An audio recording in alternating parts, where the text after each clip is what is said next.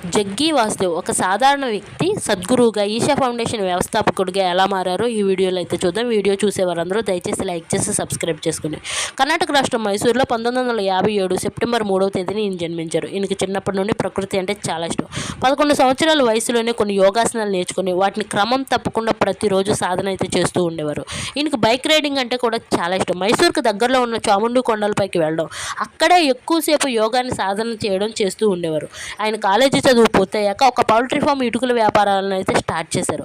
ఆయనకి 25 సంవత్సరాల వయసులో సెప్టెంబర్ 23న చాముండు కొండపైకి వెళ్ళి ఒక రాయిపై కూర్చున్నప్పుడు ఒక ఆధ్యాత్మికమైన అనుభవం కలిగిందంట. దాంతో ఆయన వ్యాపారాలు ఆయన స్నేహితులకు అప్పగించేసి ఆయన యోగా క్లాసులు స్టార్ట్ చేయాలని చెప్పి అనుకున్నారు. 1983లో 7గురితో కలిసి మొదటి యోగా క్లాసులు అయితే మొదలుపెట్టారు. ఆ తర్వాత కర్ణాటక, హైదరాబాద్లో ఆయన క్లాసులు స్టార్ట్ చేశారనమాట.